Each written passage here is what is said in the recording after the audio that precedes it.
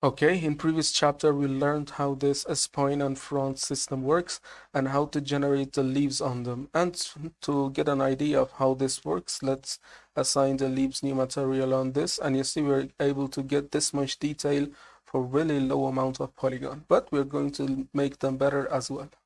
So to make this one better, I'm deleting this and going to this front, and we're going to make the anchors a lot better.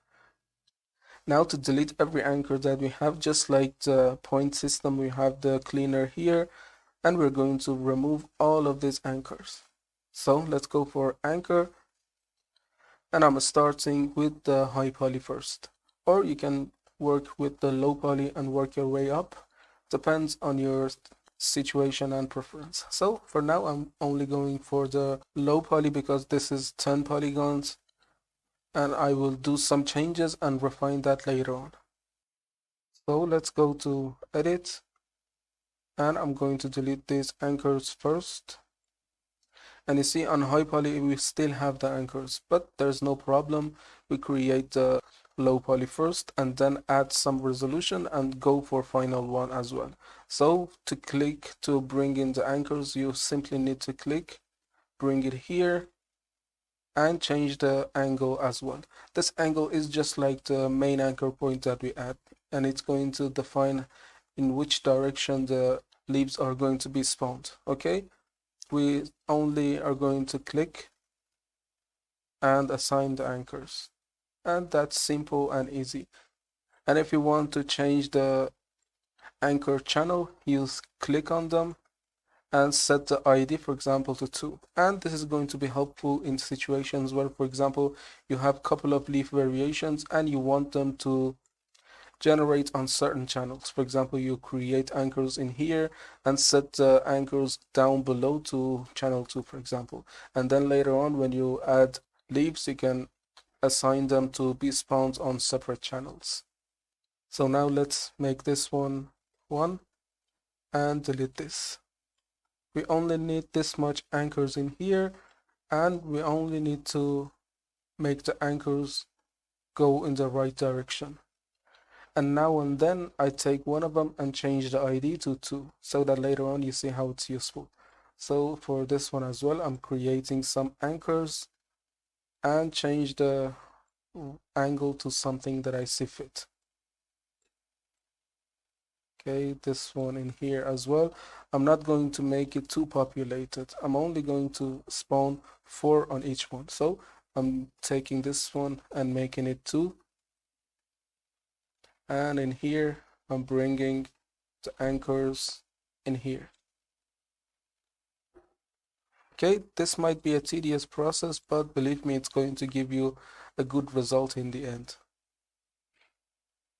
Just place the anchors on where you want them, and I'm making this one 2, and just try to randomly click somewhere to assign the anchors.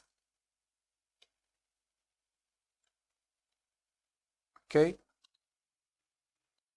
I believe we are done halfway, and I'm going to place anchors just randomly. Just if you want to have the maximum amount of control, just do a lot of manipulations.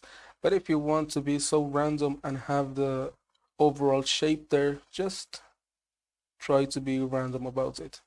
And if you do not want that, you can really forget about being so careful about it.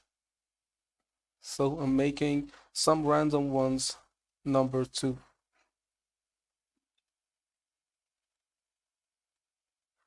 And this angle placement depends really on the placement of the leaves that you have there. So let's see about this one as well. And this one, I'm going to face this one this way and this one to this way, and getting some of them randomly and converting them to number 2. So I'm happy about this. I'm going to replace it with the low poly and make this one 15 with image to create a mesh for us, and replacing it with the medium poly and then making it 20 and with image, okay, to give exact, and replace it with this one. Now we have the anchors set up, and right now we can spawn the leaves in here. And now you see we have something like thousands of instances on this, which is cool. Of course, we have maximum amounts of control. So let's make the material to be leaves new, and you see it here, but we need to control it to make it more beautiful to look at. And if we go back, we now have 2000 polygons on whole of the thing. And now you see on the generation panel we have all anchors, and all anchors spawns them on all of the anchors. And if I select them to 1, we are only getting the meshes spawned on the anchors which we select them to be 1. You see it's spawning all of them on 1. So if I bring another mesh and assign it to it and to the material, let's select the leaves old, because both of the materials were carefully crafted to be on the same dimensions. We now have really no problem assigning them there. So for this one also we need to create a new material. Let's go for leaves old, and in here we just need to create a low poly, a medium poly, and a high poly. We really do not need to place any anchors for it. So let's go for image. This is the low poly. Let's go for 15. This is the medium poly, and 20, and this is going to be the high poly. So now you see the amount of the yellow leaves that we're getting here, and it's good. We are now getting the same variation. You see both of them are spawning something like 800 instances in there, but we really do not want that. I'm going here on generation, and for the anchors I'm going to set it to 2, and now you see we're spawning something like 200 in this, and it's only spawning these leaves on areas where we select them. Let me bring the branch cutout. It's only spawning the yellow ones on the spots that we set them to be 2. And this is a really good idea to help you create variations in this.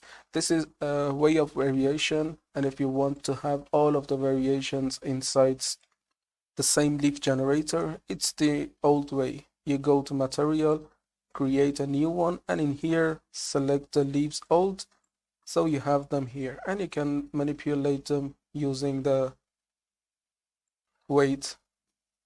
And this is more optimized for the game engines, so I'm deleting this one, but you should know that there's a way and you could do that there. So we have now 6,000 polygons in here, which is a bit too much for something like this. And of course I'm going to make the yellow ones really down and delete a lot of them, because I really do not want them to be so much. And go to skin tab, use the actual size. No, let's decrease the size to something like this, and add a bit of variation,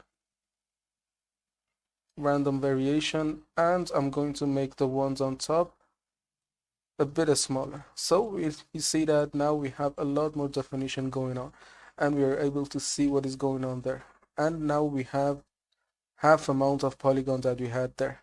We're now something like 3,500 polygons, which is a good for a small bush like this. But I want this part to be covered as well. So let's go here and go to generation.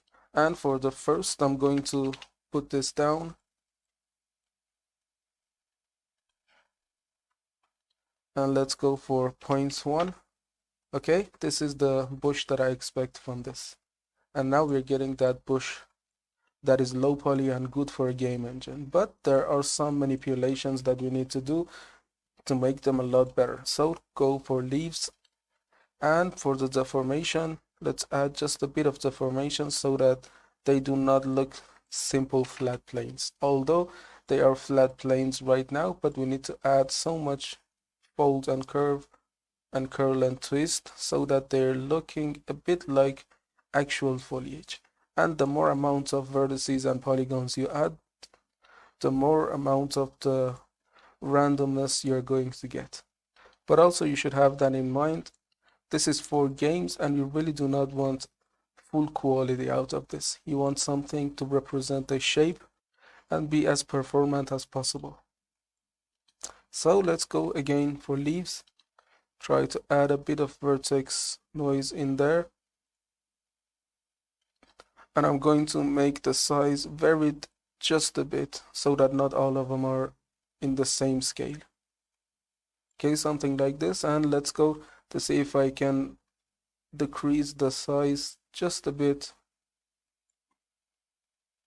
to get the shape going on, and hit O to calculate the ambient occlusion.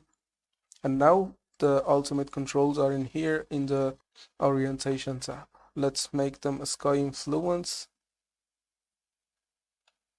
and with a bit of variation to give us a bit of randomness.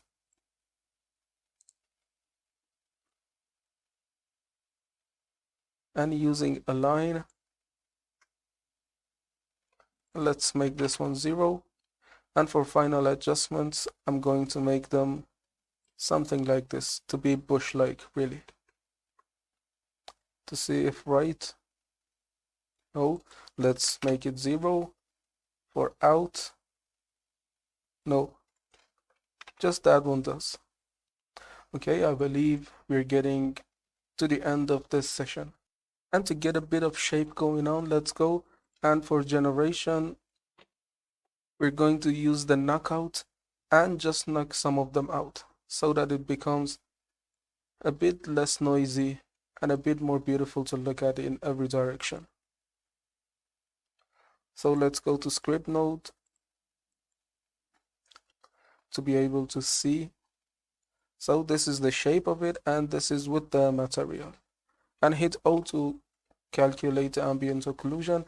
And since this one is belonging to a game, we need to have collision for this. If you want to block the path of the player, for example, if a player comes here, they do not pass through the bush, and this bush blocks the path of the player.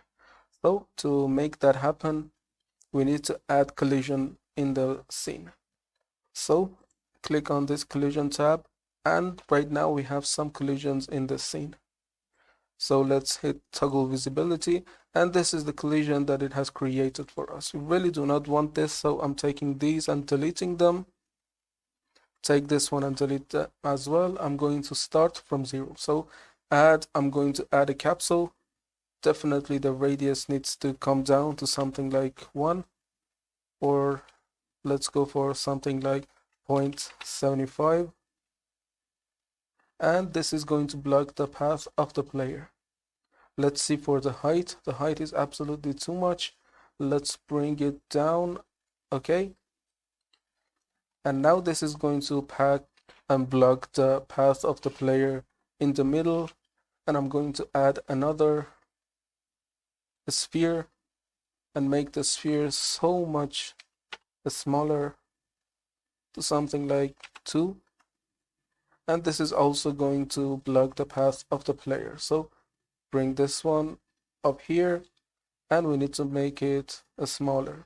And if you want to make the collision exact as well, for example, instead of only using 1, you can make this a sphere and bring it here, make it a smaller, and make it block this part, and create another one, another sphere. Let's make it 0.5 and bring it to cover this part if you want to be exact. But if you want to use it for something not so important, you can really get away with only using a couple of ones.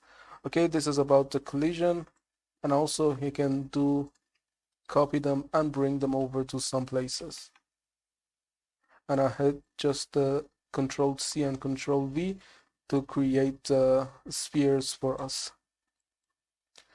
Control C and Control V to copy and paste them over and over. But if you want to have simplified and more optimized, you can really get away with only using just single portion instead of using this many, because that makes it more optimized, and game engines like that to be more optimized. So this is enough, and in the next lesson we're going to create a game ready grass make this chapter finished. And we're not going to optimize that point tree, because this is more or less just like that point tree in a smaller scale. And if you learn how to do this, you're going to be able to do the point tree as well. So in the next lesson, we're going to do the grasses as well. So see you there.